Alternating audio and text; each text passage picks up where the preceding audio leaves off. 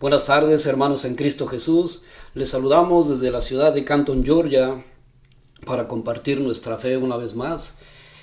De parte del señor José de Jesús Landeros, de nuestro hermano Fermín Chivalán y un servidor, Valentín Alejandre. Recemos un Padre Nuestro para ponernos en presencia de nuestro Señor Jesucristo. Padre nuestro que estás en el cielo, santificado sea tu nombre. Venga a nosotros tu reino, hágase Señor tu voluntad en la tierra como en el cielo. Danos hoy nuestro pan de cada día, perdona nuestras ofensas como también nosotros perdonamos a los que nos ofenden. No nos dejes caer en tentación y líbranos de todo mal. Amén. En nombre del Padre, del Hijo y del Espíritu Santo. Amén. Hoy les presentaremos el video número 15 del artículo en curso, ¿cuál debe ser la visión eterna de mi destino? Hoy nos toca en el video número 15 presentar el artículo 5, la moralidad de las pasiones, del Catecismo de la Iglesia Católica del numeral 1762 al 1775. Las pasiones y la vida y vida moral. Y un resumen. Tercera parte, la vida en Cristo. Primera sesión, la vocación del hombre, la vida en el espíritu. Capítulo primero, la dignidad de la persona humana. Artículo 5, la moralidad de las pasiones. La persona humana se ordena a la bienaventuranza por medio de sus actos deliberados. La naturaleza forma el ser humano de tal manera que sus costumbres se manifiestan en su rostro y se graban en las dimensiones más profundas de su ser. La mayoría de los mortales tenemos la dicha o tal vez la desgracia de no contar con un retrato que nos permita contemplar en toda su verdad nuestro rostro interior y constatar lo que vamos haciendo en él. Sin embargo, contamos con nuestros actos, que en mayor o menor medida manifiestan nuestra identidad más profunda de lo que soy como persona. La peculiaridad de los actos humanos radica en que, al mismo tiempo que van configurando la propia fisonomía de las personas, como su modo de ser, su morada interior o carácter moral a la vez, brotan de su mismo interior, siendo el resultado de la vida divina, de la vida o realizada por las personas, de modo tal que los actos humanos participan de una dinámica en la que su propio ser moral de cada persona es fruto y a la vez fuente de su vida moral. Las acciones humanas no son hechos aislados, sino el resultado y el medio por el que se va formando la persona, que es quien les da unidad y coherencia a su propio ser. Por los actos humanos también tiene un carácter unitivo hacia afuera, pues todos nuestros actos están encaminados a lograr algo. En mayor o menor medida, nuestras acciones responden a un proyecto de vida personal, aquello que queremos alcanzar a lo largo de nuestra existencia. Puede decirse, entonces, que la vida moral es en su esencia o bien en su crecimiento o un decrecimiento. Es un proceso de formación o deformación, lo cual se obtiene con el error o con la verdad del aprendizaje por la vida. Ser perfecto como mi Padre Celestial es perfecto. Los actos humanos son la clave en dicho proceso. De ahí la necesidad básica de considerar la acción humana en cualquier reflexión de tipo ético. Con ese telón de fondo, el propósito de este estudio es delinear la noción de actos humanos.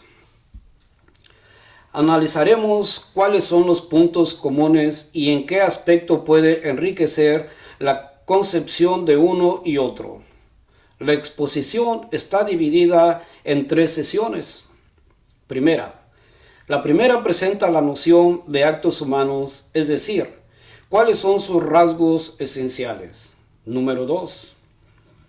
En la segunda se considera la estructura del acto humano, los elementos que lo componen, y la tercera es un intento de aplicación del raciocinio práctico en aquellos elementos del acto humano propios de la inteligencia práctica. Número 1. Noción de acto humano. Es el que se realiza con pleno conocimiento de la mente y libre consentimiento de la voluntad. 1.1. Acción autocontrolada. Para establecer cuáles son las acciones específicamente humanas, Santo Tomás propone una distinción entre los actos humanos y los actos del hombre. Ambos tipos de acción proceden del hombre, pero solo le llaman actos humanos aquellos que son propios del hombre en cuanto hombre, esto es, aquellos de los que el hombre es dueño. Ahora bien, el hombre es dueño de sus actos mediante la razón y la voluntad. Por tanto, se llaman acciones humanas a las que proceden de una voluntad deliberada, que son las acciones libres. En cambio, los actos del hombre lo tienen como su sujeto material o agente, pero no obrando según su modo propio. Esto es, libremente. El ser humano, a diferencia de otras formas de vida, no está sometido a determinación en su conducta, sino que posee la capacidad de gobernarse a sí mismo. Esto es, de conducir libremente su acción hacia el fin que él mismo se propone. Dios ha creado a cada hombre libre y no sujeto a ninguna clase de conducta, sino a la que él libremente elige. 1.2. Acción libre. Afirma Tomás que el ser humano se propone sus propósitos fines y se mueve por sí mismo a ellos, en tanto posee naturaleza racional, es decir, en tanto es libre. A diferencia de los seres irracionales que tienen al fin por un instinto natural y movidos por sí mismo, el ser humano es dueño de su propia conducta y se dirige libremente al fin que quiere alcanzar mediante su acción. En este sentido, el acto humano es un acto voluntario, en tanto procede de un principio intrínseco que con conocimiento de fin.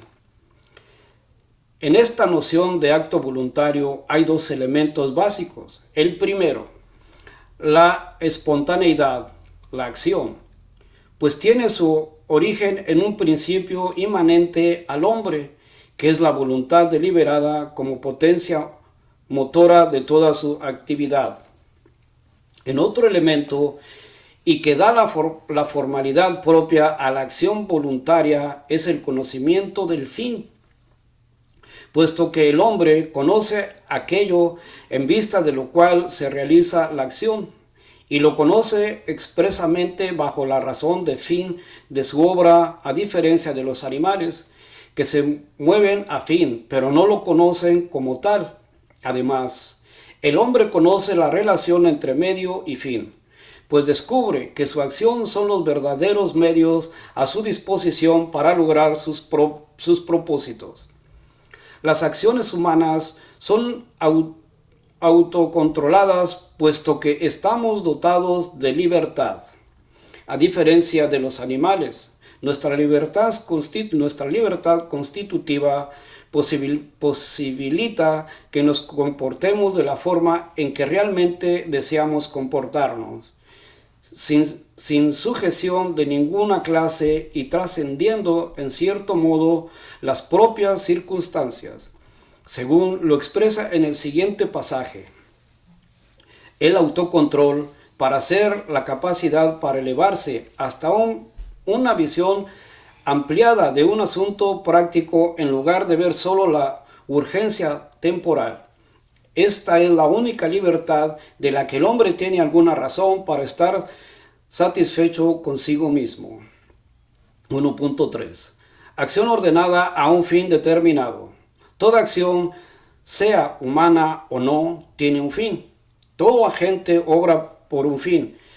Es permanente su noción de fin como la causa de todas las causas, pues sin ella el agente no obra y por tanto no produce el efecto.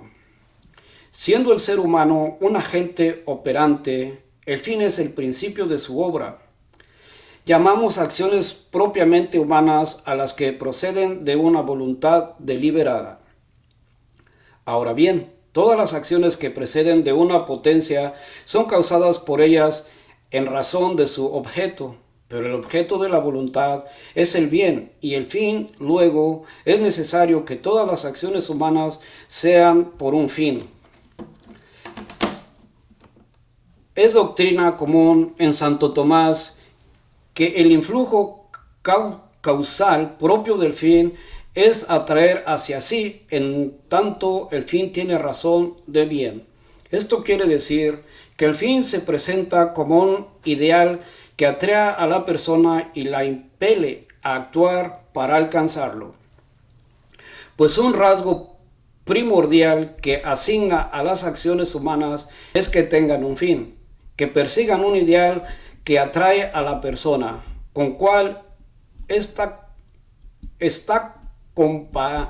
compara su conducta para modificar la acción futura. El fin es lo que guía nuestra conducta autocontrolada y da razón de nuestra elección.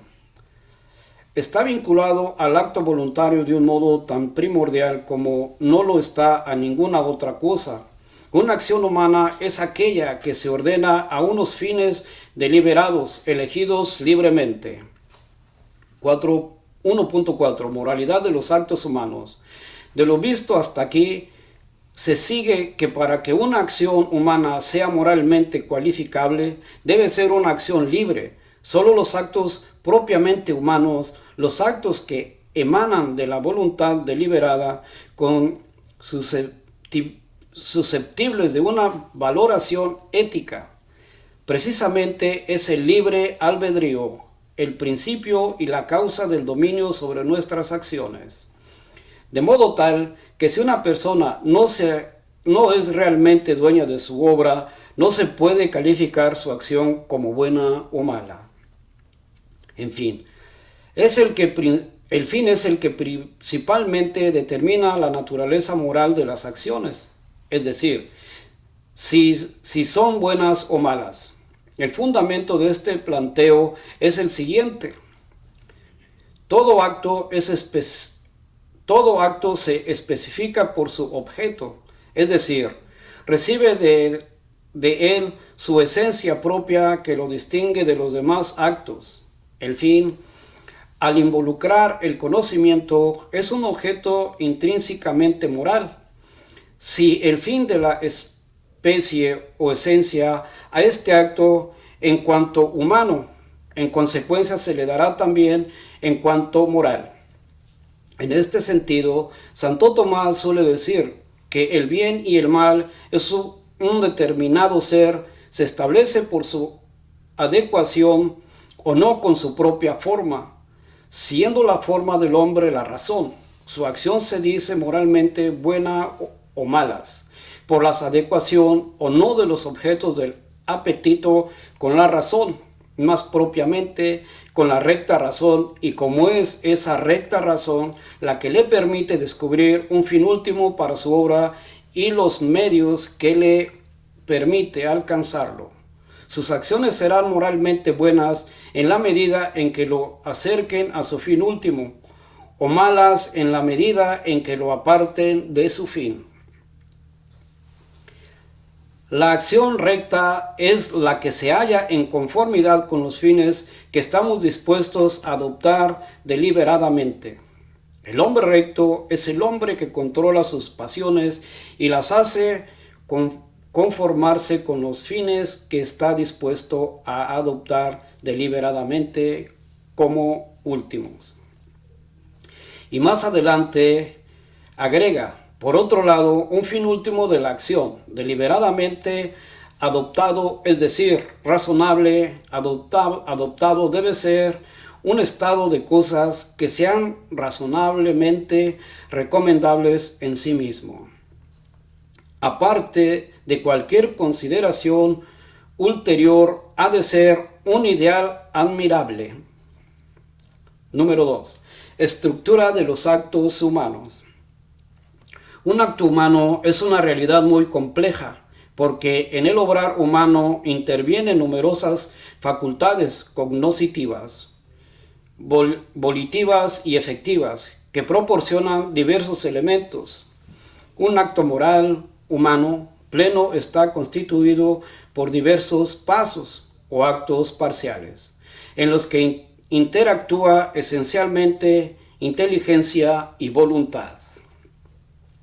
Sobre este punto caben dos precisiones. La primera, que existe una íntima relación entre todos estos actos. Un acto de la inteligencia invariablemente precede a otro de la voluntad y viceversa. Un acto procede de una potencia, pero siempre bajo el influjo y la impresión de la otra. Nunca un acto es sólo de la voluntad o sólo de la inteligencia, sino de ambas, pero a la distinta manera, según la razón de obrar propia de cada facultad. La otra presión importante es que la intención de este esquema, o mejor dicho, del estudio que realiza Santo Tomás sobre el acto humano, es el hacer un análisis exhaustivo, sino aclarar aquellos elementos que son claves para interpretar el obrar moral de la persona.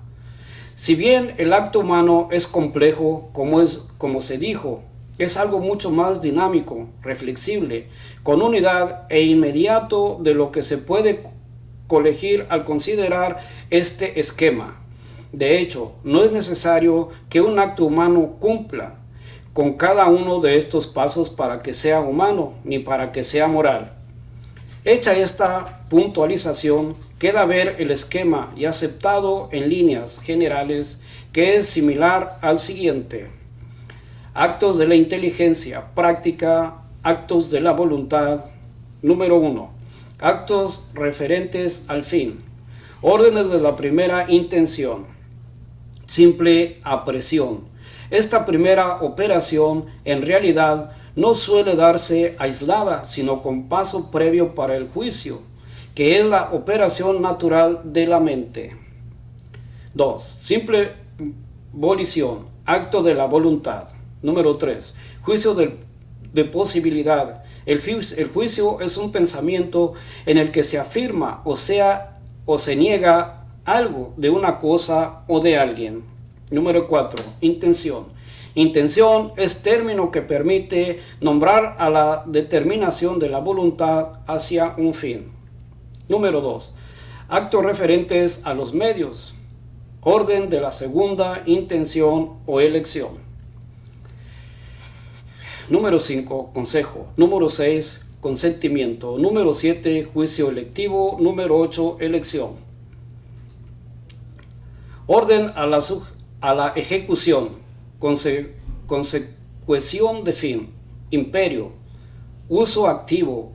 Número 9, imperio. Número 10, uso activo. Número 11, uso pasivo. Número 12, frucción.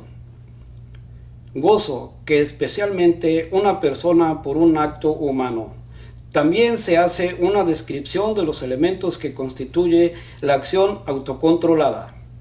Esta descripción aparece en un texto donde habla sobre los ideales de conducta. La estructura de la acción controlada o conducta moral comprende básicamente los siguientes elementos: un modelo ideal de conducta concebido mentalmente, una deliberación sobre la acción a realizar, la ejecución de la acción y la comparación subsiguiente de la propia conducta con el ideal. La capacidad de autocontrol consiste en comparar las acciones con los modelos, en deliberar racionalmente acerca de cómo actuaremos en el futuro, en forma una resolución y en crear sobre la base de esa revolución una fuerte determinación o modificación del hábito. Decir que una conducta es deliberada implica que cada acción o cada acción importante es revisada por el actor y que su juicio es ejercido sobre ella. Respecto a si desea que su conducta futura sea de esta forma o no. Su autocrítica, seguida de una resolución más o menos consciente que a su vez provoca una determinación de su hábito, modificará con ayuda de las escuelas una acción futura, de modo tal que la acción conlleve una aprobación o desaprobación, si el hombre está satisfecho o insatisfecho consigo mismo. Su naturaleza absorberá la elección como una esponja y la próxima vez tendrá a hacerlo mejor de lo que lo hizo antes. La pasión o sentimientos que experimenta pueden disponerla y contribuir a ella. Las pasiones. En el término pasiones pertenece al patrimonio del pensamiento cristiano. Los sentimientos y pasiones designan las emociones o impulsos de la sensibilidad que inclina a obrar o a no obrar en razón de lo que es sentido o imaginado como bueno o como malo. Las pasiones son componentes naturales del psiquismo humano, constituyen el lugar del paso y aseguran el vínculo entre la vida sensible y la vida del espíritu. Nuestro Señor señala el corazón del hombre como la fuente de donde brota el movimiento de las pasiones. Las pasiones son numerosas. La más fundamental es el amor, que la atracción del bien despierta. El amor causa el deseo del bien ausente y la esperanza de obtenerlo. Este movimiento culmina en el placer y en el gozo del bien poseído. La aprehensión del mal causa el odio, la aversión y el temor ante el mal que puede sobrevenir. Este movimiento culmina en la tristeza a causa del mal presente, en la ira que se opone a él. Amar es desear el bien a alguien. Santo Tomás de Aquino, Suma Teológica. Los demás actos tienen su fuerza en este movimiento original del corazón del hombre hacia el bien. Solo el bien es amado. San Agustín de Trinitate. La pasión son malas si el amor es malo, buenas si es bueno. Pasiones y vida moral. En sí mismas las pasiones no son buenas ni malas, solo reciben calificación moral en la medida en que dependen de la razón y de la voluntad. Las pasiones se llaman voluntarias o porque están ordenadas por la voluntad o porque la voluntad no se opone a ellas. Pertenecen a la perfección del bien moral o humano el que las pasiones están reguladas por la razón.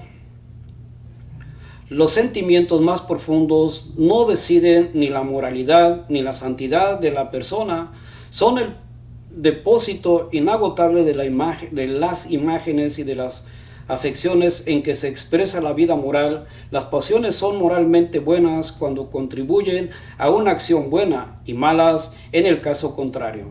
La voluntad recta ordena el bien y a las bienaventuranzas por los movimientos sensibles que asume. La voluntad mala sucumbe a las pasiones desordenadas y las exacerba. Las emociones y los sentimientos pueden ser asumidos en las virtudes o pervertidos en los vicios. En la vida cristiana, el Espíritu Santo realiza su obra movilizadora todo el ser, incluidos sus dolores. temores, tristezas, como aparece en la agonía y en la pasión del Señor. Cuando se vive en Cristo, los sentimientos humanos pueden alcanzar su consumación en la caridad y en la bienaventuranza divina. La perfección moral consiste en que el hombre no sea movido al bien solo por su voluntad, sino también por su apetito sensible, según estas palabras del Salmo: mi corazón y mi carne gritan de alegría hacia Dios vivo. Resumen: el término pasiones designa los afectos y los sentimientos por medio de sus emociones. El hombre intuye lo bueno y lo malo.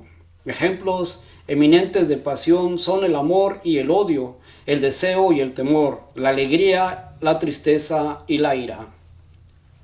En las pasiones, en cuanto a impulsos de la sensibilidad, no hay ni bien ni mal moral, pero según dependan o no de la razón y de la voluntad, hay en ellas bien o mal moral.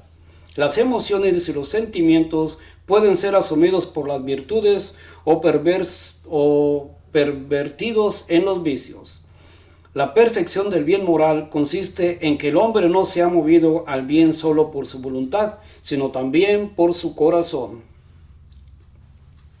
Hermanos, aquí hemos terminado con el video número 15. Presento el video número 16 para la próxima semana, si Dios nos presta la vida. Artículo 6. La conciencia moral, del Catecismo de la Iglesia Católica 1776 a 1802. El dictamen de la conciencia, de la formación de la conciencia, decidir en conciencia, el juicio erróneo y un resumen. Hermanos, que tengan feliz tarde. Dios les bendiga.